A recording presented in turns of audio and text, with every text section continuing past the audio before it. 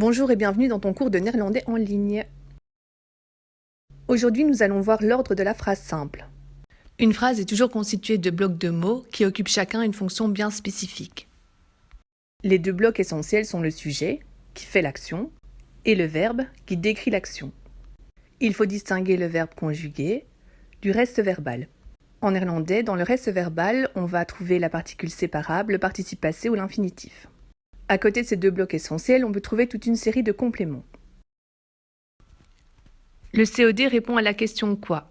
Il est dit déterminé s'il est accompagné par l'article, le, la, les, par un possessif, mon, ma, mes, ou par un démonstratif, ce, cette, c'est, etc.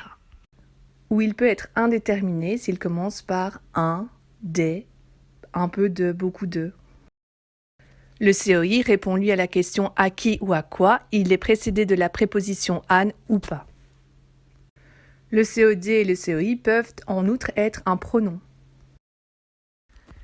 Si le verbe est un verbe d'état, on peut également trouver un attribut du sujet.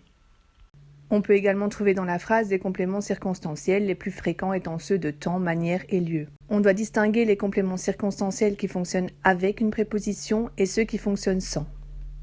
Pour rappel, une préposition, c'est des petits mots comme dans, sur, à, vers, etc. Alors, dans quel ordre placer tous ces blocs de mots ?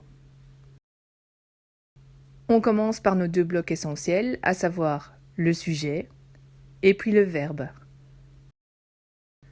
Le verbe conjugué se place toujours en numéro 2 dans la phrase. Le reste verbal, lui, se met à la fin de la proposition.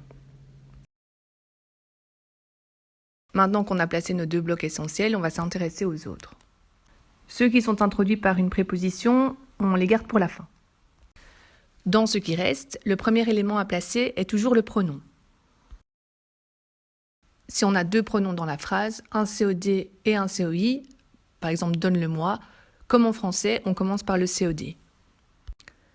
Viennent ensuite dans l'ordre le COI sans an, le COD déterminé, les compléments circonstanciels sans préposition et si le verbe était un verbe d'état, l'attribut du sujet.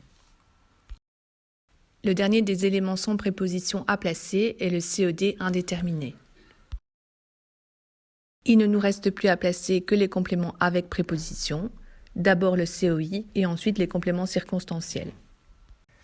Pour éviter que le reste verbal se retrouve trop loin dans la phrase, on peut également décider de mettre les compléments circonstanciels avec préposition après celui-ci. Lorsqu'on a plusieurs types de compléments circonstanciels, on place toujours d'abord ceux de temps, puis ceux de manière, puis ceux de lieu. Si on désire mettre en évidence un complément circonstanciel en le mettant au début de la phrase, on va se retrouver avec notre verbe en numéro 3. Or, c'est interdit.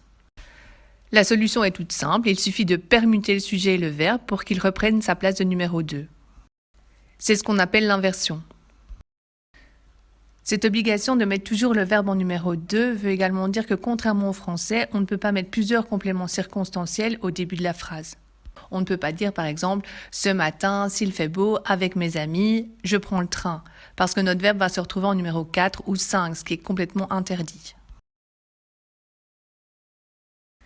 Voilà, j'espère que tu y vois un peu plus clair. À bientôt pour une autre leçon.